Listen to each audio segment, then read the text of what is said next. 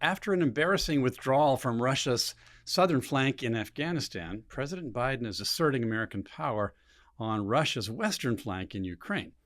In the meantime, the attention of the world is focused, sort of, on China as host of the Beijing Olympics, but the spotlight is not entirely flattering, especially if you care about individual liberty. And how about those Canadian truckers who just can't seem to resign themselves to mandates?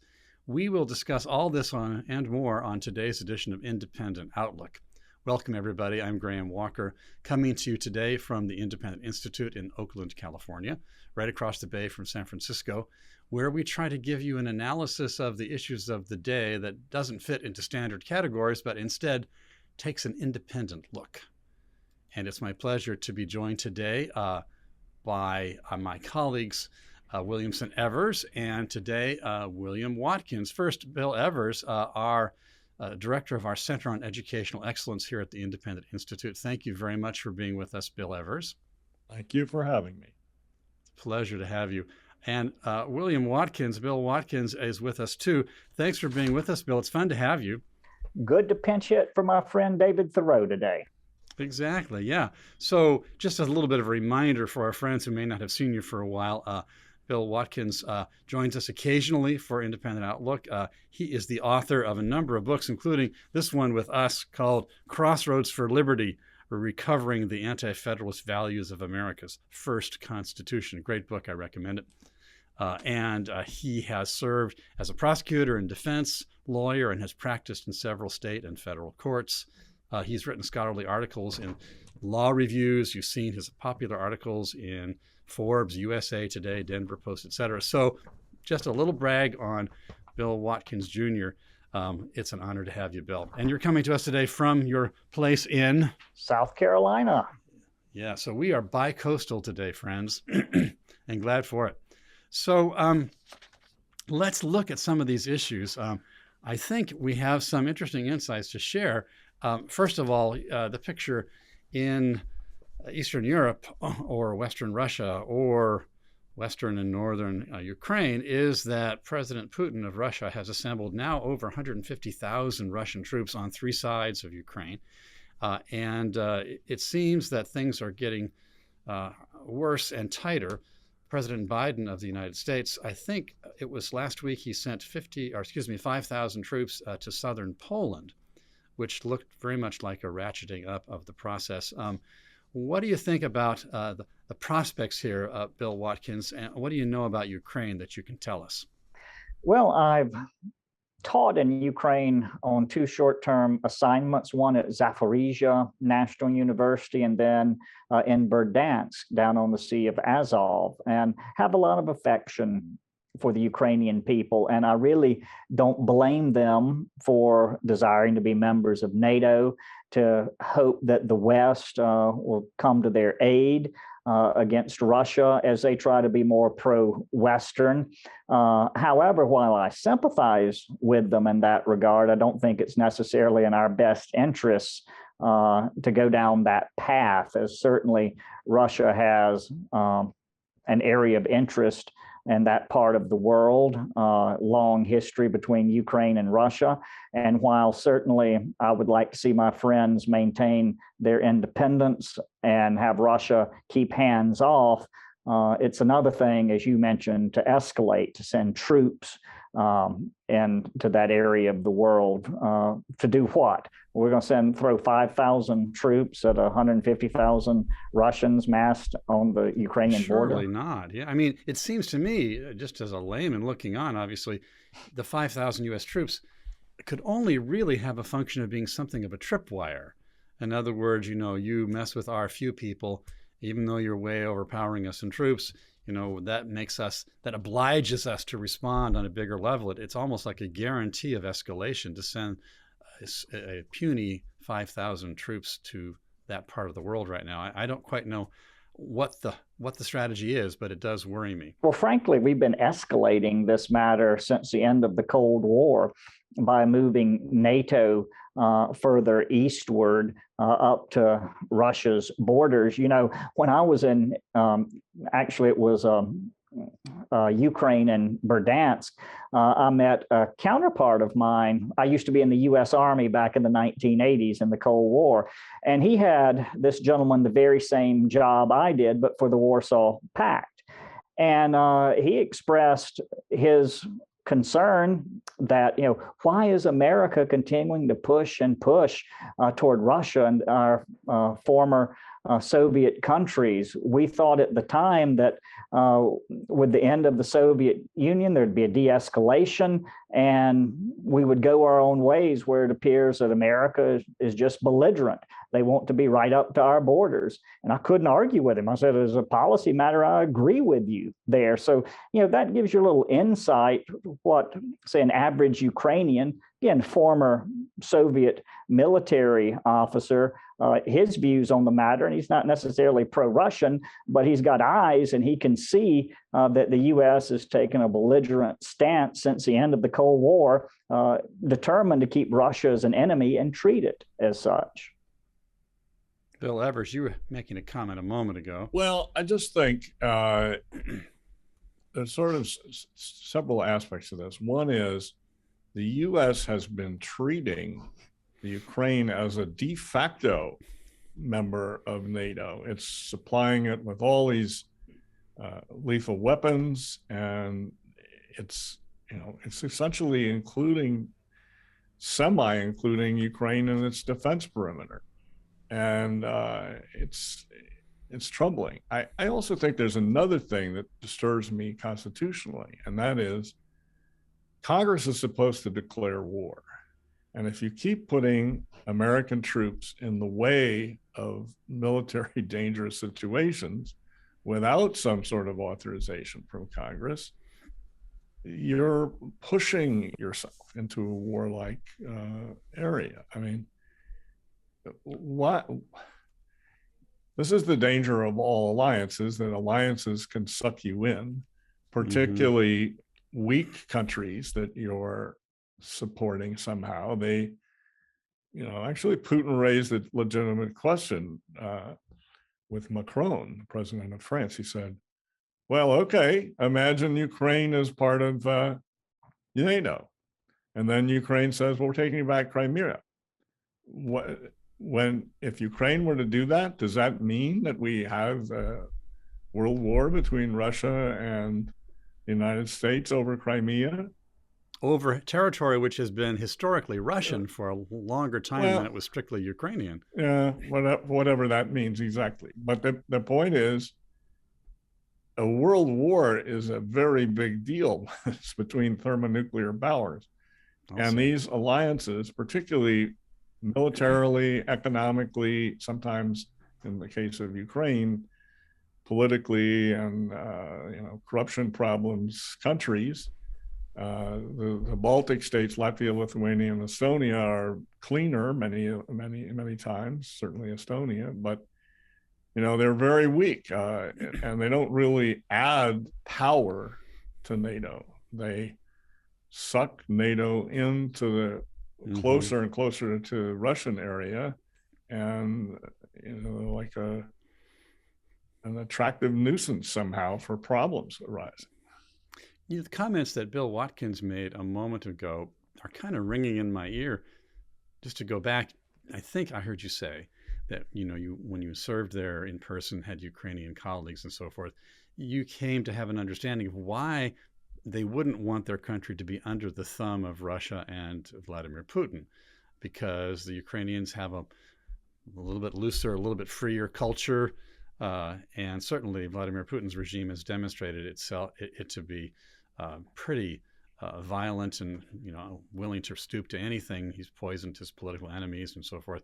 So there's a sympathy which Americans naturally would feel for Ukrainians who would like not to be subject to that kind of force and control. And so could it be, this is a psychological theory in a way, could it be that the American support for incorporation of Ukraine in NATO, either de facto or de jure, could it be that the Americans have been pulled into that out of a kind of well-meaning sympathy for the freedoms of Ukrainians, without recognizing that it may not be the place of the American military complex to protect the Ukrainians from the bad consequences of their neighborhood. Am I onto something there, or am I missing something? I think so, but I also think, why can't the Ukraine and the great powers aspire to Ukraine being like Austria between, sort of the early 1950s and the end of the Cold War? And so it was a neutral country.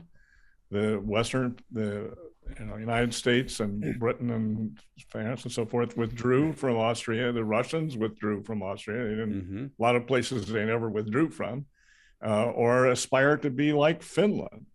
I mean, Finland fought several wars against Russia. It lost them, but, it was painful to the Russians. And they let Finland not be under their political control. But they also said to the Finns, don't become militarily at one with our enemies. Just stay away from that. Be neutral, yeah. Of course, to do what you just said, Bill, is basically to accede to Vladimir Putin's basic demand. Namely, don't let them be part of NATO.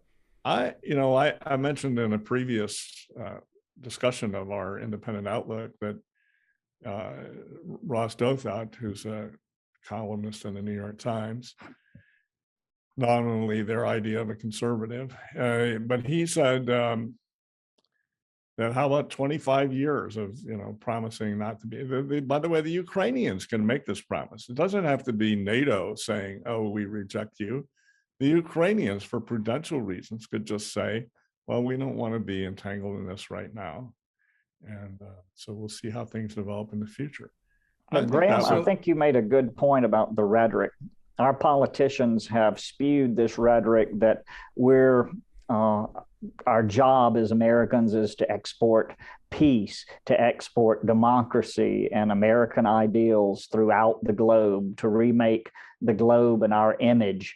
And I think this rhetoric certainly goes to the heart of some Americans, that they see Ukraine, as you mentioned, living in a bad neighborhood. It has a bad neighbor.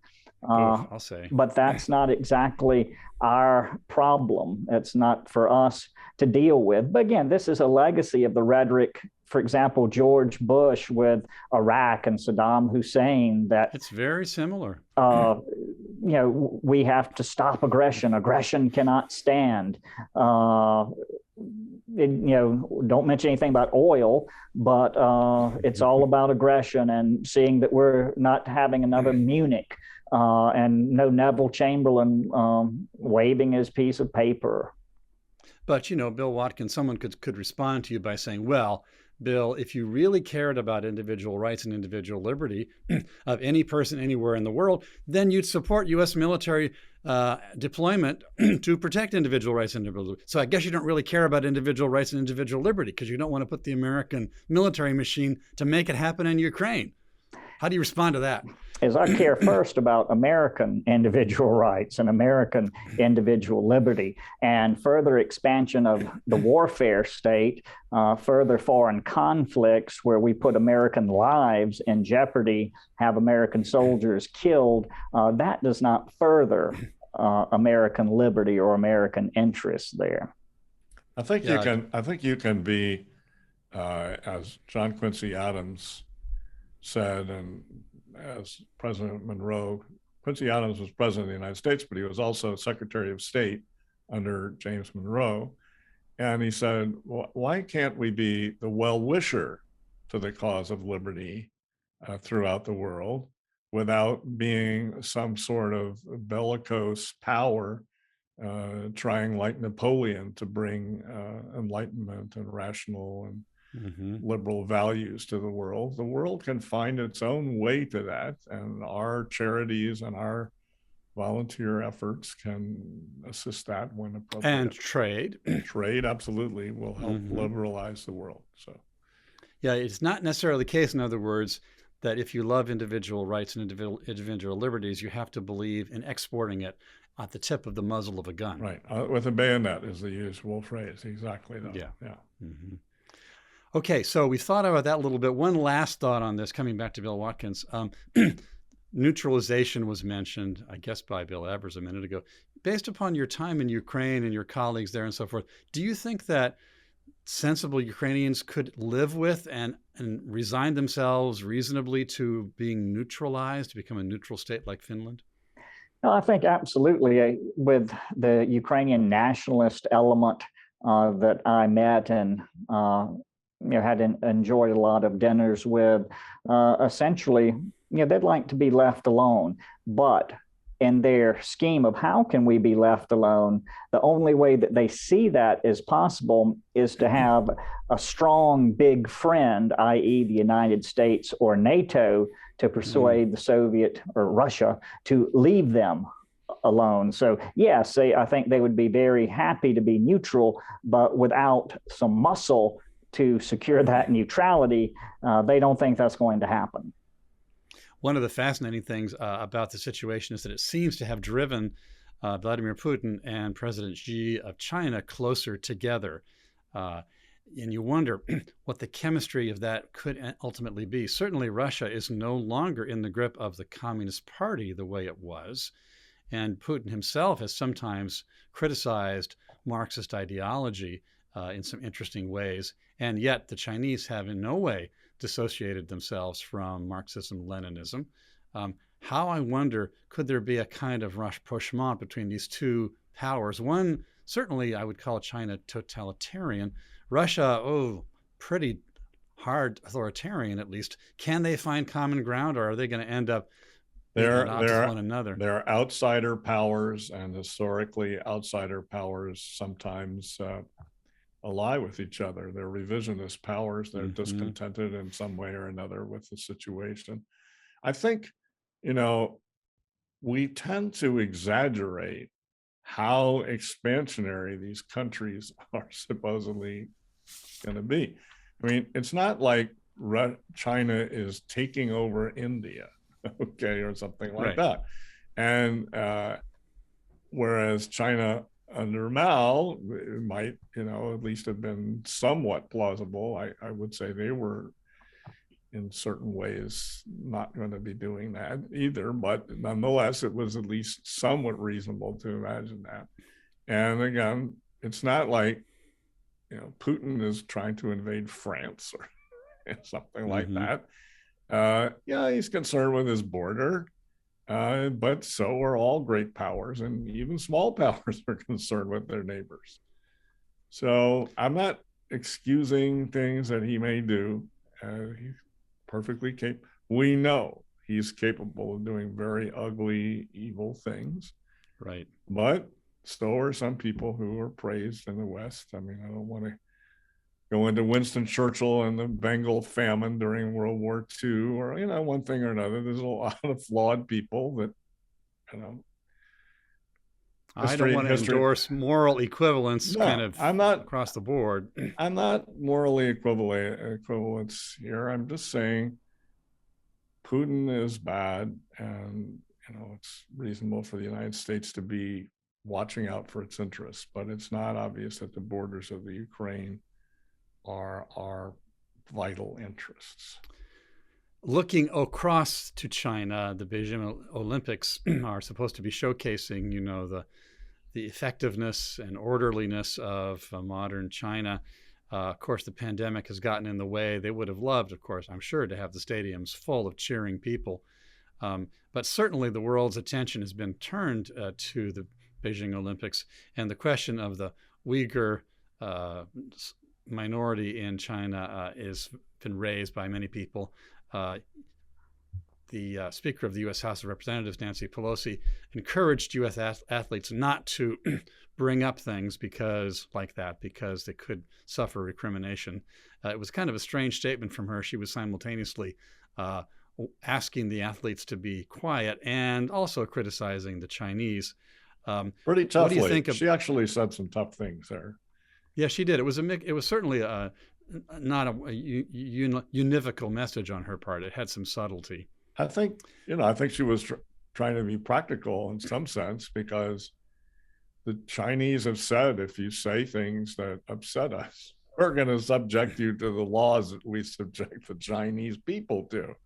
Right. And we just had this incident where a Chinese tennis star, Peng Shuai, top tennis player in the world, one of them, and she accused a top communist leader in the Communist Party of China of sexually assaulting her, raping her, and she was, so to speak, disappeared. She left our site. She just recently came on and did an interview with the European Journal, and they had a minder, a political minder there, overlooking what she said. She sounded very scripted, and most commentators that were quoted in the press said, this was propaganda. She may have been tortured even, and that, this is a dangerous country, China. And I'm not, again, as with Russia, I'm not somehow eager to go to war with them, but I also saying, it's very unpleasant to be in this country as either a tourist or a native. What was that thing you were saying to me, Bill Evers, about zero tolerance?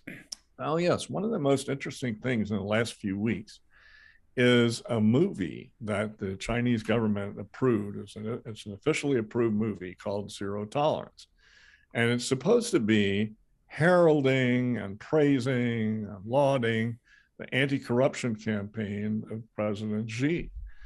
The problem is it makes an amazingly eloquent case with chapter and verse and tons of examples that the whole Communist Party and the communist system in China is riddled with this corruption, with clientism, with nepotism, the young red princelings, that, the supposed lesson is meritocracy and trust the party, not personalities. But here's this whole history of all these top figures who were taking huge bribes and getting away with it for years. And then when they're supposedly punished, it's like a slap on the wrist. And so the public is reacting and saying in social media in China, this system doesn't work. The system is deeply corrupt in a way that seems inherent in the way it works. And I think we, the three of us, would agree that when you have a lot of central planning, it's not going to work very well unless you evade the directives from the top and try and do things outside the system. And the way you grease the wheels of evading things is bribery and corruption and special treatment and special privileges, and then networks of people doing that arise, and then that becomes the system. It takes over the system. And so this movie proved that for official. So it sounds like it kind of backfired. Yeah, huh? It absolutely backfired. It boomeranged on them, and it's kind of a fascinating. The London Financial Times had a fabulous article on this that I would recommend to anybody. It's behind a paywall, but whatever. Well, here's a parallel situation. Makes me think of that. Also, in the New York Times last week, there was this remarkable article that I want to draw to your attention. The headline of it was "Living by the Code. In China, COVID-era controls may outlast the virus." Yeah. And keeping in mind, this is the New York Times saying this. It's extremely good reportage. Gave as an example, here's this opening story. I'm not going to give you the whole article, but the opening story was about an attorney who represents dissidents, whose name is given here as Jie Yang, and he needed to go visit the mother of a dissident in Shanghai from his home city, and he has to carry, like everybody else in China, 1.4 billion people, he had to carry his health code app, which has been vastly expanded since COVID, and his digital health code said he could go to Shanghai, but then they told him not to go. And then while he was en route, suddenly his app turned from green to red, flagging him as a COVID risk. So he couldn't go visit the mother of the dissident whom he was representing. And so he points out that the Chinese Communist Party has found the best model for controlling people Yeah. And here's how the New York Times continues, just a little bit more. This is so interesting. The pandemic, this is New York Times voice here. The pandemic has given Xi Jinping, China's top leader, a powerful case for deepening the Communist Party's reach into the lives of 1.4 billion citizens, filling out his vision of the country as a model of secure order in contrast to what he calls the chaos of the West. In the 2 years since officials isolated the city of Wuhan in the first lockdown, the government has honed its powers to track and corral people, backed by upgraded technology, armies of neighborhood workers, and broad public support. And according to the New York Times, there's a lot of worry both inside of China and out that those newly enhanced controls based upon the COVID epidemic will not be relinquished when the actual threat of the pandemic recedes. And in fact, the threat is receding and the powers of control and tracking are not being rescinded. This is instructive. Yes, and so Raymond March, who does work sometimes with the Independent Institute, had a column just recently applying this ratchet effect where regulations go into effect and they're ratcheted up and they never ratchet back. So, of course, famously, Robert Higgs, who publishes Crisis in Leviathan. Crisis in Leviathan, highly recommended. Illustrates how governments seize upon crises to add controls, but never give them up. I call them crisis opportunity predators myself. But anyway. Yeah. So, this is obviously a thing that can happen in China and has happened in the past in China. And it's something that's happening in the Western countries as well. And we need to push back on it. And you can see the battles over vaccine mandates. Is not to say that, I'm in my 70s and I've had vaccines and boosters, and I'm fine with hoping that will help me have a mild case if I ever get COVID. But you can see the pushbacks against mandatory vaccines and mandatory wearing of masks and mandatory wearing of masks in schools as part of an attempt to roll back this ratchet and try to stop it from locking in forever. And the Canadians, of course, being the most demonstrative example of this. We'll go there in a minute, but Bill Watkins, go ahead. No, I was just going to say, and don't forget, it's not just a ratchet effect with government regulations and laws. There's this whole new social credit system that the institutions are pushing for complying with vaccine mandates, wearing your mask, and other things, where you essentially get points for being a good person in their eyes. And this advances you in the proper circles and such. So I think this whole social credit system that is developed in China, in the United States. Well, it can be adapted and is being adapted privately in the United States, it seems. Yes, and with that still, it's going to outlive COVID to the extent COVID essentially becomes the flu, and we live with it every year, and you might get your flu shot. But nonetheless, the lessons learned by really, again, the institutions, the universities, the media, those powerful organizations, big business, that's going to carry forward, I'm afraid, with other things. What's remarkable about this article is that some of the other details, for example, in Hangzhou city in China, they have installed video cameras on streets to check whether residents are wearing masks. And one district actually monitored home power consumption to check whether residents were sticking to quarantine orders. Another city installed sensors on the towns of residents quarantining at home in order to notify officials if they were opened.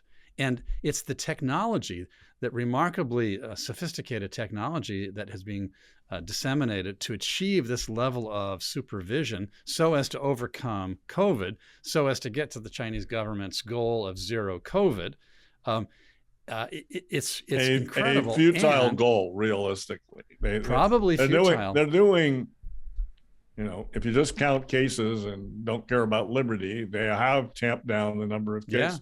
That's right. I do want to And mention before we leave China about the Bidens and Peter Schweitzer, but go ahead, Graham. Okay, hold that thought. But I was just going to point out that what really I found remarkable about the article in the New York Times last week was two things. One, the vast acceptance of these controls and scrutinies in China, because people say, well, it's, the West is in chaos and we're going to be orderly and we won't have COVID. And so that they quote some individuals who said that when you question compliance with these things, people will look at you like you almost can't even understand what you're saying. It's so ridiculous to try and resist what's obviously in your own good. And then the second thing that struck me about the article was that the authors of the article in the New York Times very carefully avoided saying anything about the obvious implications and counterparts in the rest of the world. Yeah. So here we are now looking at China. It's not going to relinquish this ever higher level of scrutiny, apparently.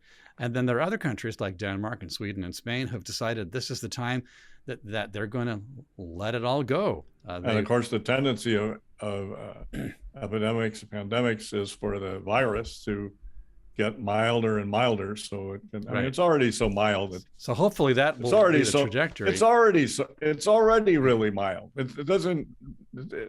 In terms of national selection, it doesn't really have an incentive to get more mild. And for the Chinese and the North Koreans to be pushing for zero COVID is crazy. I mean, yeah, it's okay, protect your really elderly and something like that. But just to have zero COVID with a mild form of COVID it's very bizarre.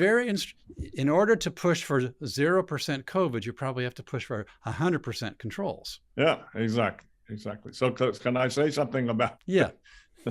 So before we depart China, there's a new book out by Peter Schweitzer, who's done a number of excellent exposés over the years.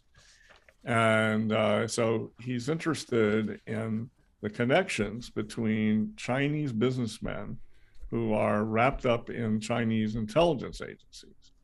So like the United States, the Chinese have, again, without saying there's moral equivalency, I'm just talking functionally here.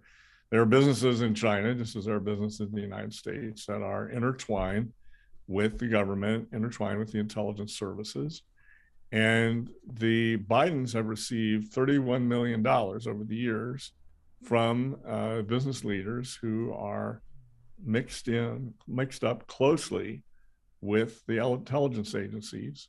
31 million? Yeah, that's 31. I mean, 31 million. 31 million here, 31 million there. As Everett Dirksen might have said, pretty soon it adds up to real money. And these were intelligence companies which were doing what? Just say that again so I get it. So there are companies that are intertwined with the Chinese secret services, and the Bidens have received $31 million over the years from these business figures, these companies. And the companies, of course, are trying to advance their interests with the United States. I mean, Hunter Biden doesn't get millions of dollars for some normal productive service. He has his service to somebody who's hiring him is his political connections, is his name. And so they want that. They want access to the United States. And And the U.S. companies want their technology to proliferate in the 1.6 billion person Chinese market. I mean, a lot of these motives are understandable and everything, but the thing is, you also have to watch in terms of national defense when you get foreign powers, particularly ones that are potential adversaries at some point in the future, heaven help us. But you don't want to give them a free hand penetrating the United States or buying influence with prominent American politicians.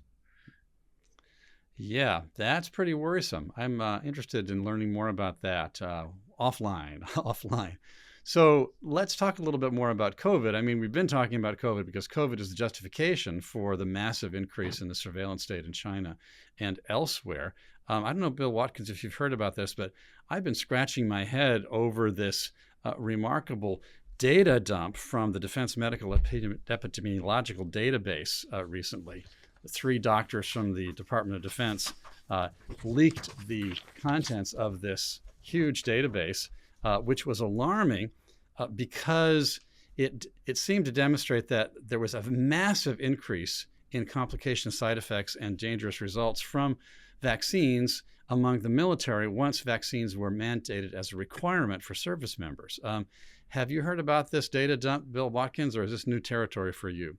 This is a little bit new territory for me, but I've certainly seen and followed how, there are new studies out talking about the lockdowns and such that we were mentioning, that mortality rates really weren't in Western countries markedly affected whether you had a strict lockdown or not, that lockdowns actually were more unhealthy for the population.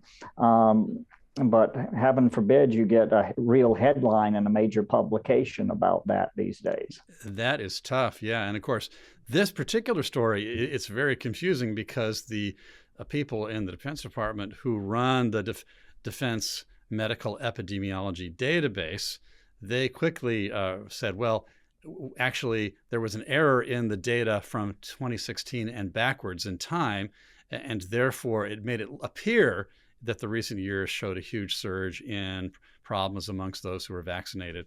And so it's unclear if that's true. It's unclear why they let their database go for so long. Or on the other hand, it makes you wonder, maybe there was a surge in consequences of vaccination among service members. It deserves to be looked into. It doesn't deserve a hysterical response, but these things need to be, I want to see them more than brushed under the rug, don't you? No, I agree with you. I mean, I'm like Mr. Evers, I've had my vaccines boosted just in hopes, as he said, that if you get a case of COVID, it'll be milder, that you're not going to be in the hospital or such.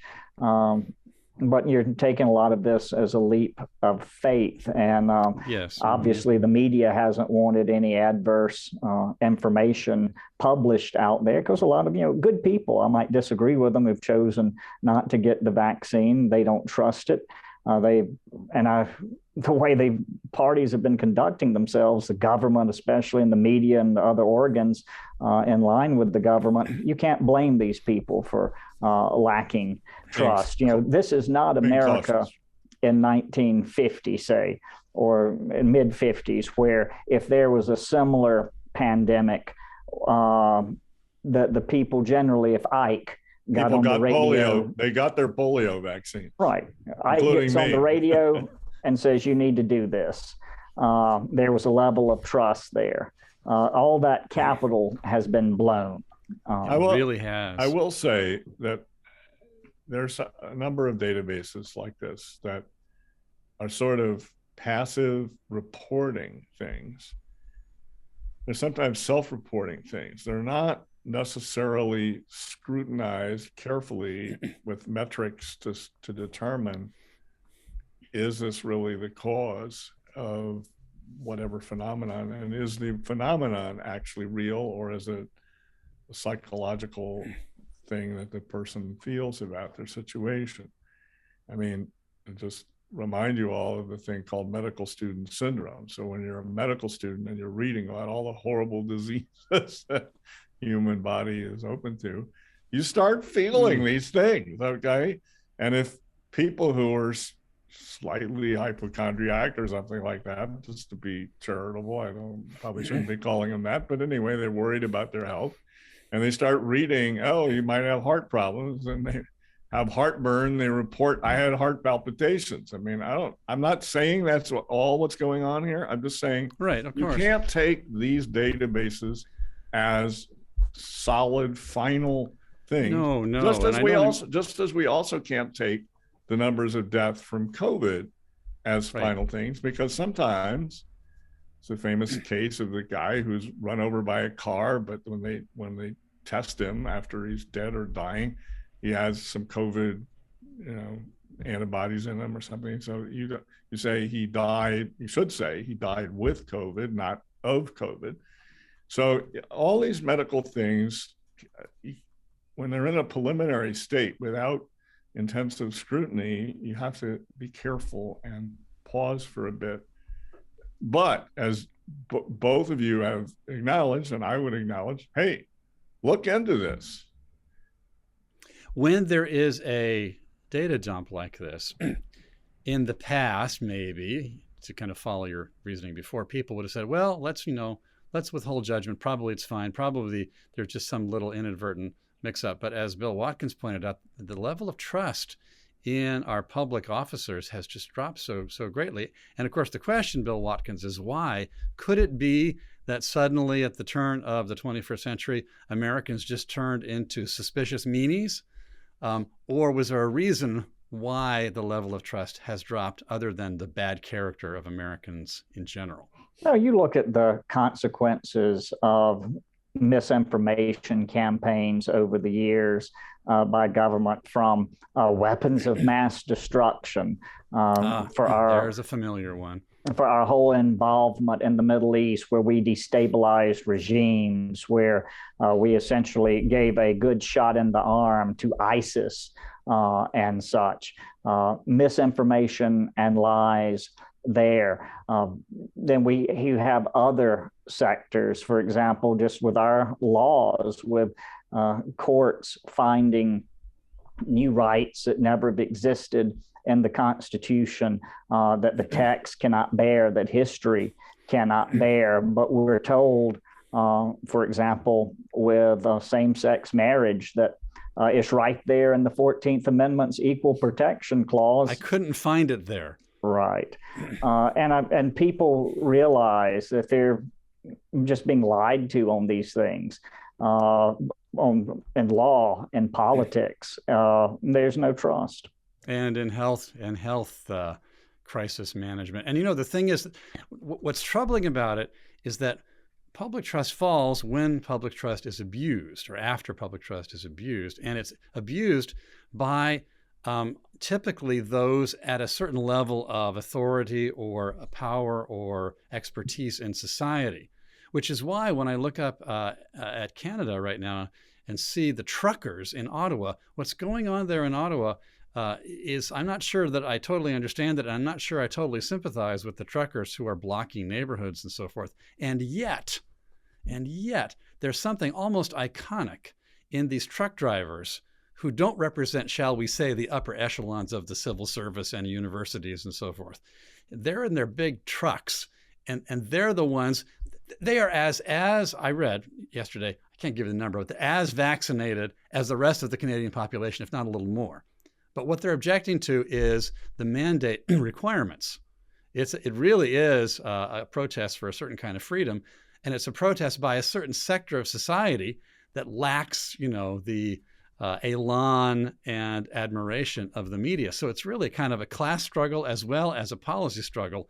And what do you make of these truckers, Bill Evers?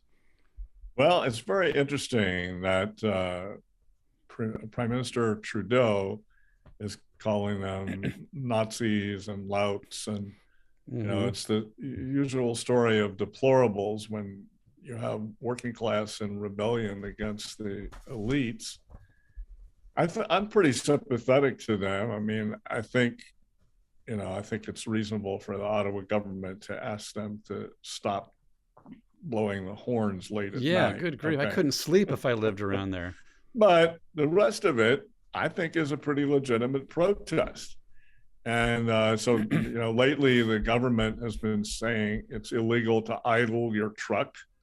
And they've been saying you can't sell diesel in Ottawa, so that people, would freeze to death sitting in the trucks if they can't run their engines. So they've been confiscating diesel. I mean, it's really kind of amazing. And the language, I'm not saying both sides aren't using some extravagant language, but responsible government officials who ought to be showing some self-restraint are over the top in denouncing these people. And there's every prospect that it's going to extend to other parts of Canada. Some has already, and people are trying to do a trucking brigade to Washington, D.C. Have had some problems yes, getting it going because of big tech interference with it. One of the most telling stories is that the trucking convoy, the Freedom Convoy in Canada, raised $10 million through GoFundMe, and GoFundMe people confiscated and said they were going to give it to their favorite charity. Now they've somewhat backed down and made it. Yeah, now they said they're going to automatically refund, right, because they believe that they need to make the judgment that this cause does not deserve the public support, so they're not going to let GoFundMe be used to provide it. I mean, they're a private company. They're a private fund, right? But I'd like, maybe some other mechanism can be successful. There are other mechanisms being used. Mm-hmm. And they certainly don't really have a right to take this and give it to somebody else. That seems to me. They really don't. But what's weird about that, looking at the truckers in Canada, is that the point on which they are protesting is an abstract principle. It's not it's somewhat practical too. I mean, they can't take trucks across the border of the United States. They can't drive. But most of them can, because most of them are vaccinated. Yeah, that's true. They're trying to vindicate a principle that a minority of them are affected by. By it. But it's a principle of individual liberty, which is quite remarkable. I think you're right, and they're terming it in terms of. I mean, they're calling it a freedom convoy, and they're arguing in terms of liberty. Right. Yeah, what's sad in terms of GoFundMe and where we are in public discourse here in British North America is that do we now have to have separate websites or fundraising software for red states, for blue states? Are we really going to censor ideas in this manner? And again, it's, as you said, most of them are vaccinated. It's a point of individual liberty that they're raising. They're not burning down buildings. Right. They're not attacking the police. They're not beating people on the streets. They're not burning down federal buildings in Portland, Oregon, just as an example that comes to mind of protest. Right, a mostly peaceful protest. Because Britain hasn't retaken Portland, Oregon. Right, not yet. So it is. It's just sad that we've reached this point to where we're going to have separate mechanisms for red state, blue states to do common things on internet platforms. Right. Or red people versus blue people within a given state. I mean, it's a terrible kind of segregation. I mean, I think that if an organization is truly non-governmental and private, like apparently GoFundMe is, that they should have the perfect legal freedom to be absolutely ridiculously biased and shameful. They should have the freedom to be that way. But because it's shameful, they shouldn't operate that way. They should just say, let's be for everybody regardless of their political ideology. So speaking of cancel culture and political bias and problems along these lines, somebody known to several of us recently got an appointment to a constitutional law center at Georgetown Law School and has run into a buzzsaw. And I guess, Bill, you know him, right? Yep. Ilya Shapiro, he's spoken many times here in Greenville, South Carolina, to our local Federalist Society chapter. As a matter of fact, he's come 13 years in a row, and he's just a fine gentleman, a good scholar from the Cato Institute, Cato Supreme Court Journal. He's been the editor for a good while now. And unfortunately, this good man, who really, he's an advocate for a colorblind constitution. He hates to see the balkanization of America. He is now a target of the left as they're trying to see that he can't feed his family, that he loses his job. So he must have done something really awful. What was it? So he was evaluating the Supreme Court possible nominees, and also Biden's rule that he was only going to consider Black females. And he said, this is too bad because there are other candidates, and there's particularly a person of Indian subcontinent descent who's quite a bit more to be esteemed and to be valued and would fill this position better. And yet this individual is blocked by Biden's arbitrary racist category. So he said that that was a mistake, and as a result of that, he's losing his job. He's been suspended from his job, yeah. Wow. Yeah, he's on administrative leave because of that.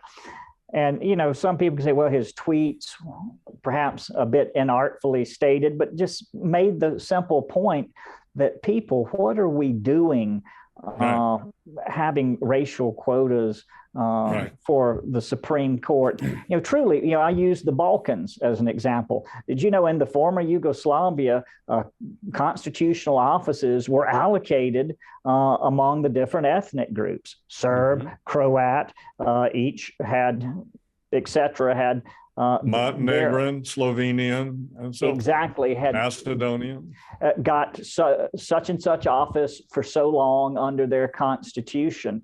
And do we really want to go that route in the United States? Same is true in Lebanon, by the way. That's another good point.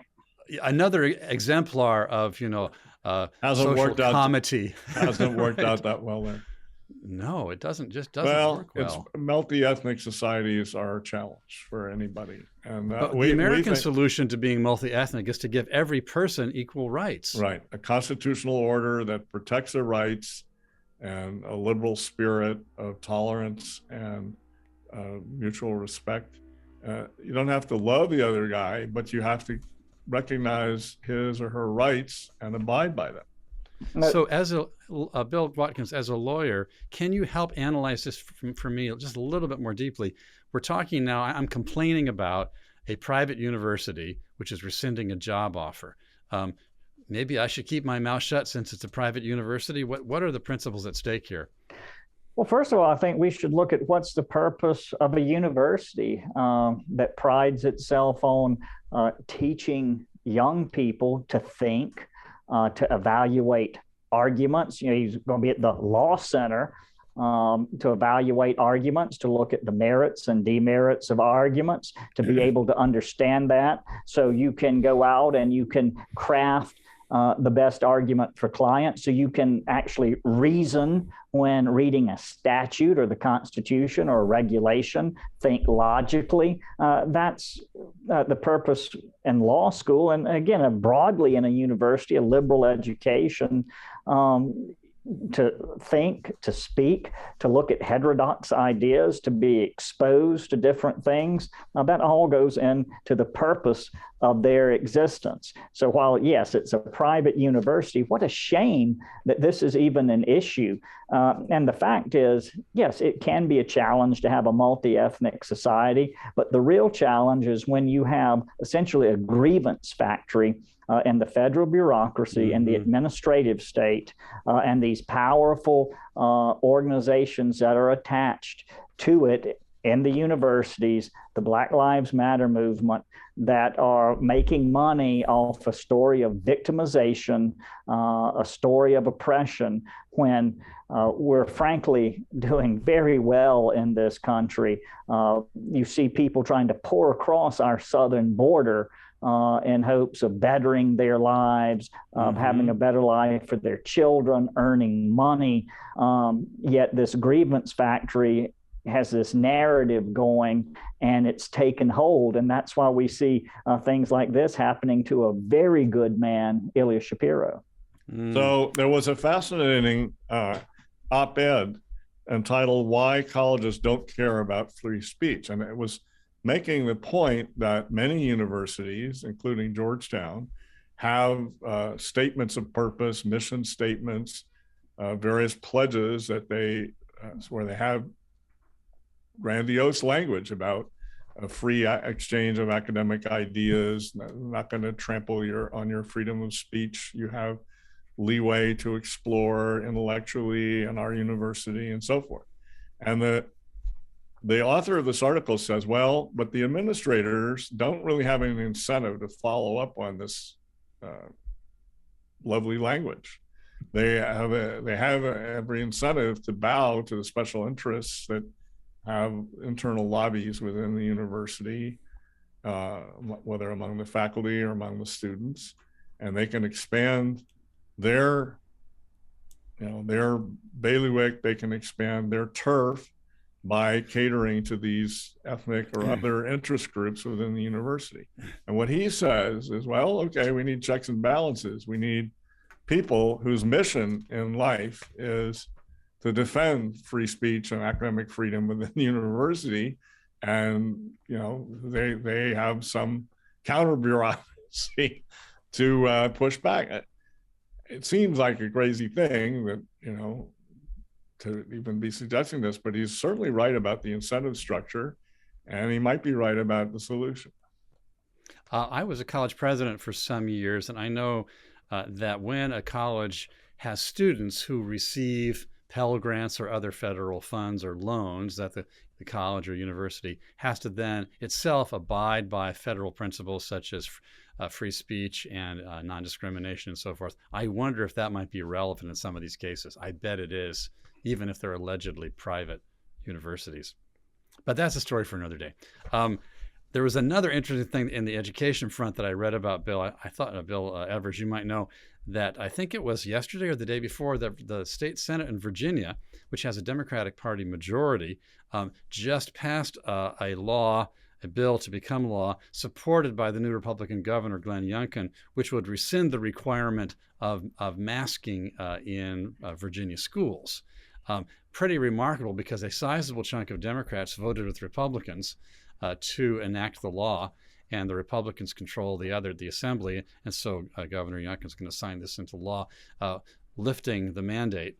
That I think the tide has turned on school masking. Yeah, it's amazing. David Leonhardt, who is kind of the public policy voice of the New York Times, had a column in the last few days, and maybe it was today, in which he said, on balance, masks have the most modest imaginable positive effect in schools, and they decrease students' empathy and ability to master emotional life. And so they're detrimental to students, especially younger students.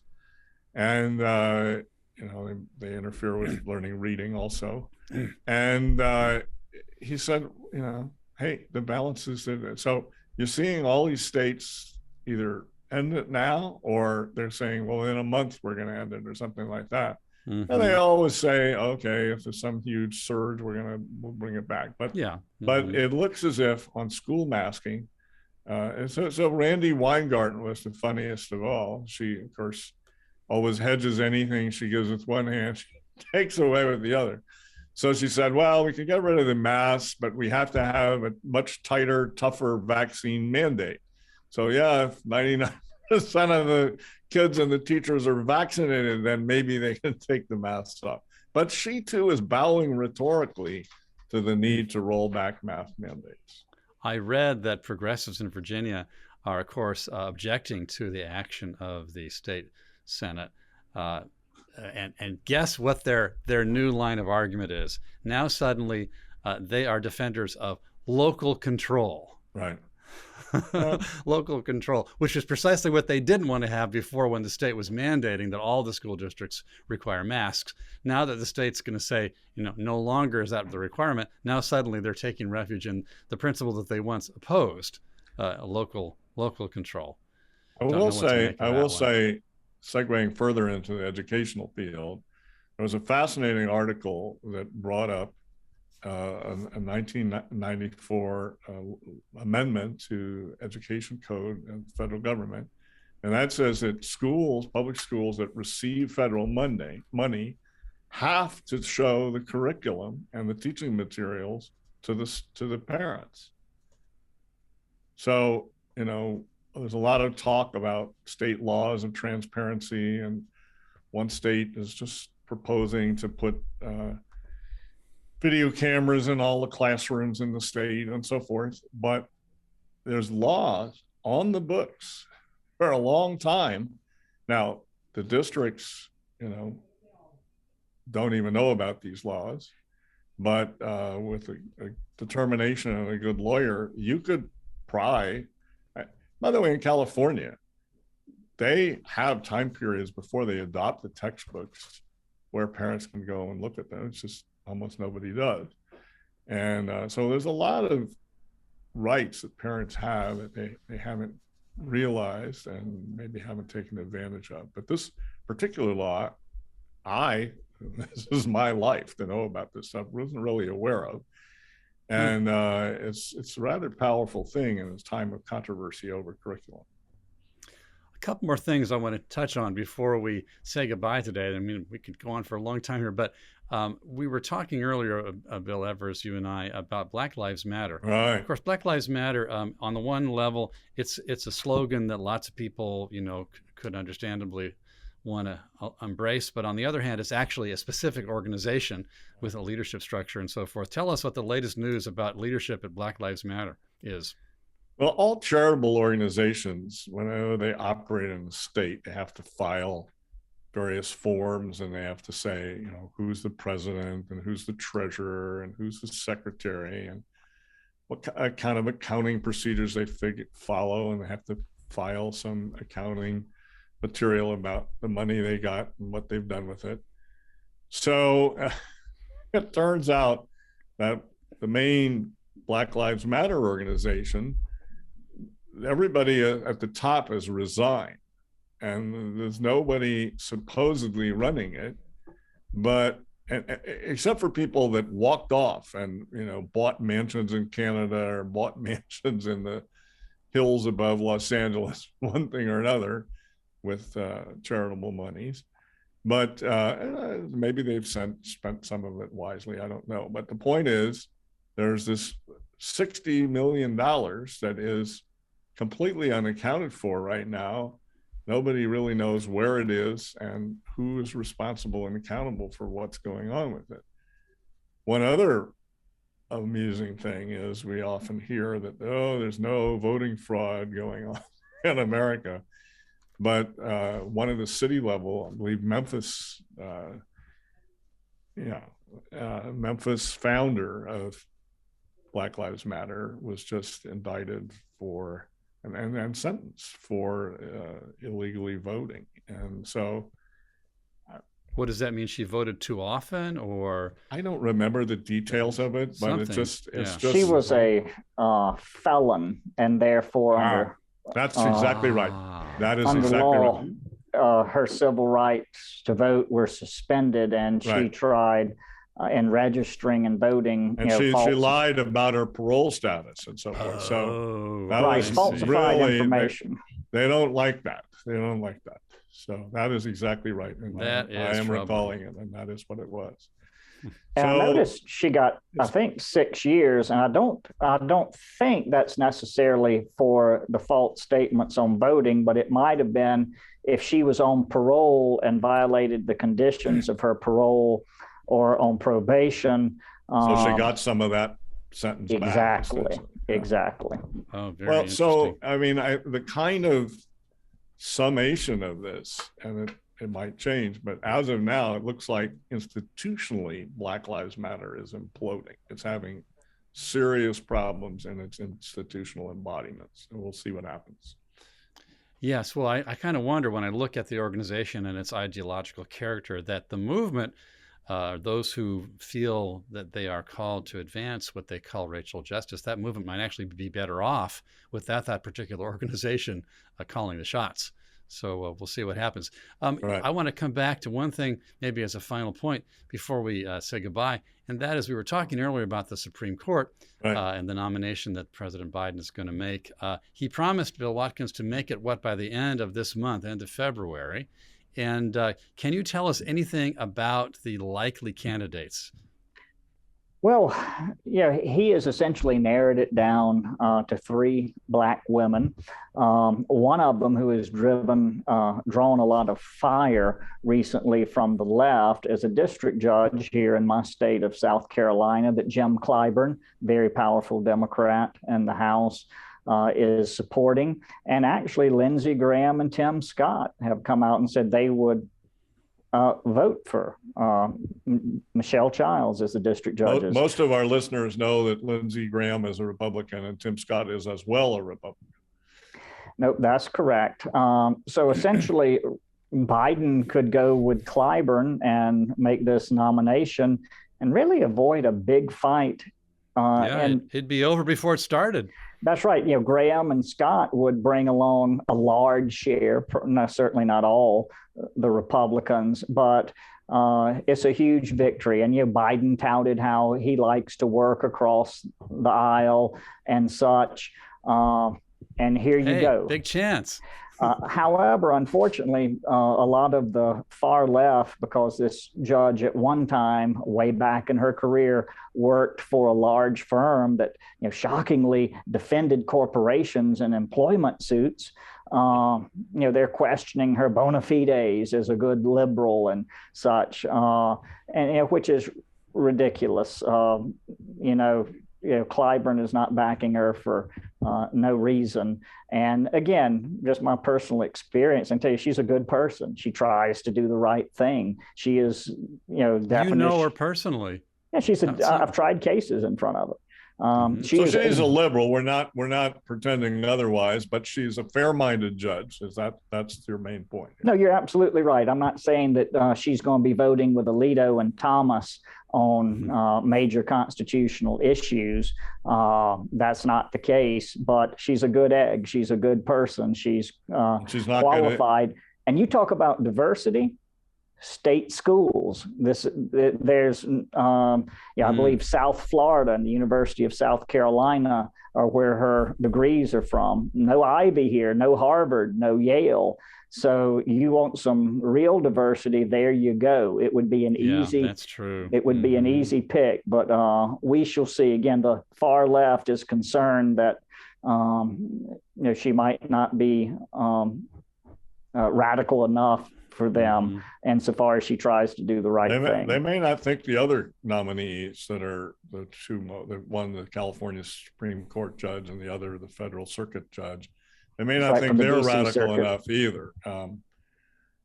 One of them was interested in property rights and banking and the system, post-Soviet system, and how strong property rights lead to good banking. Also some interesting issues about presidential prerogative having to do with shielding your appointees. This is a complicated thing because you want to have checks and balances and separation between the branches of government, but they have to interact, and the president is not a king. So, you kind of an interesting thing that has to be struck with executive legislative branch interactions, but one of them is ruled on cases pertaining to that. So when we get back together in 2 weeks, what's your prediction, Bill Evers? Will the truckers still be on the streets in Ottawa? No.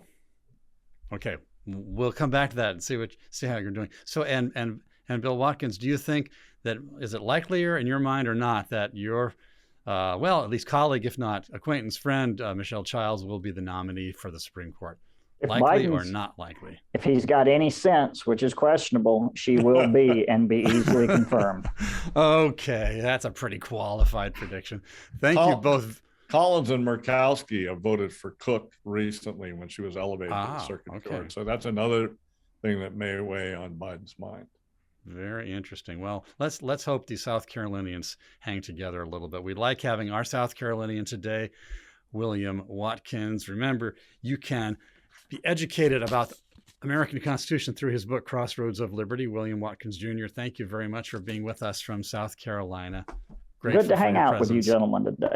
It's fun. And Bill Evers, thank you as ever for giving us your wisdom. Thank you. And thanks everybody for joining us today on Independent Outlook. We invite you, as always, to go to our website here at the Independent Institute. It's just independent.org, where you can get all sorts of good resources, including some very trenchant analysis of public policy issues anytime you want. Independent.org. Come back in a couple of weeks, and thank you all very much. Take care.